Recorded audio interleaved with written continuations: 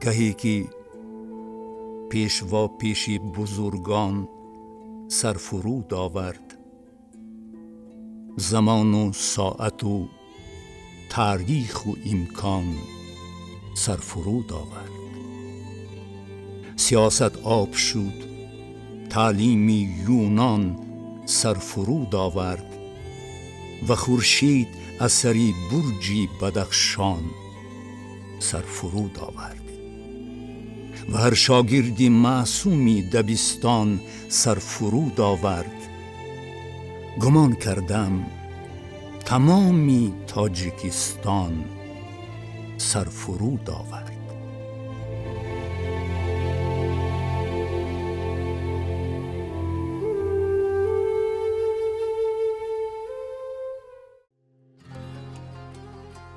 چون می دیدم شکوه کاروانی احترامی را که روی دیده می بردند آن خاکی گرامی را، درختان خیابان با ادب تعظیم می کردند، تمامی مردمی عالی نسب تعظیم می کردند و حتی دشمنان هم زیر لب احسنت می گفتند و یا پیشی حقیقت با غضب تعظیم می کردند.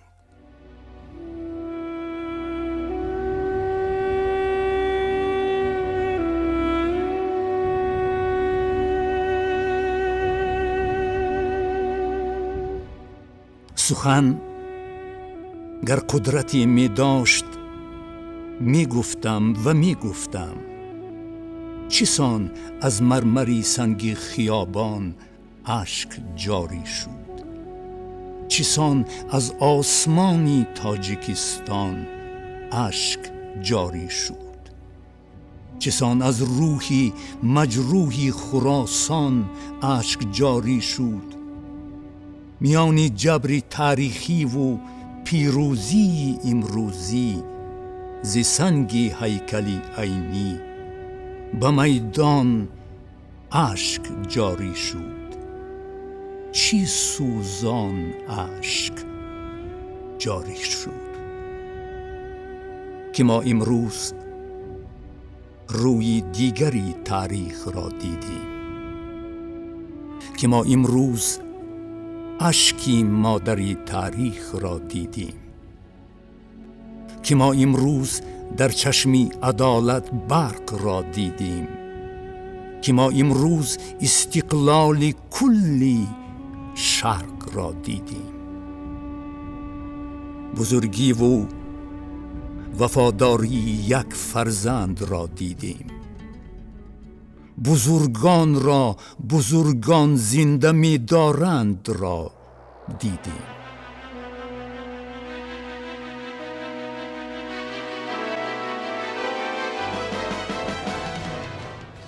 صدای من اگر چون رعد اوج آسمان می داشت، به جای شعر طوفانی زمان ایجاد می کردم و بر گوشی کری تاریخ من فریاد می کردم و می گفتم که این اندیشه با کشتن نمی میرد و می گفتم تبار قهرمان من نمی میرد و می گفتم که آنها زنده اند، امروز می آیند، جوان و با وقار و فاتح و پیروز می آیند و دعوت نامه می دادم که امروز انجمن دارند، که آنها صاحب و ملک و وطن دارند و می گفتم بپا خیزید، کار انجمن آغاز می گردد. رئیسی قهرمان مخدومی اعظم باز می گردد و منبر می رود از دولتی تاجیک می گوید به ملت جشن استقلال را تبریک می گوید. بپا استید، اینک تاجیکی آگاه می آید. شهیدی زنده تاریخ شیرین شاه می آید.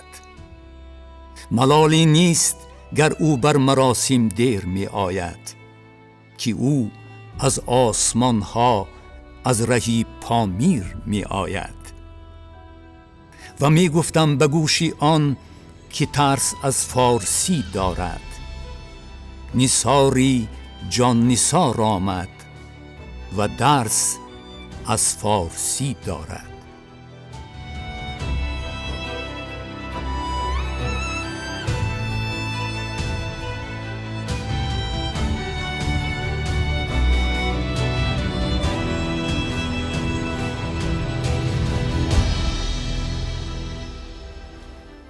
گهی که رهبری دولت رسالت را ادا می کرد و خاک قهرمانان را به چشمش توتیا می کرد، پس 100 ساله ها اصلی عدالت را بپا می کرد. همه دیدیم فرهنگی بزرگی آریانی چیست و آیینی وطنداری و رسمی قهرمانی چیست و معنی حیاتی جاویدانی چیست. تو اکنون ملتی تاجیک را کوهی سپر گشتی، تمامی زندگان و مردگانش را پدر گشتی. تو هم در مکتبی این قهرمانان قهرمان گشتی، تو هم در دفتری تاریخ نامی جاویدان گشتی. تو چون معنی نو در واژه تاجیک جا گشتی، تو بر تاریخ پیروز آمدی تا پیشوا گشتی.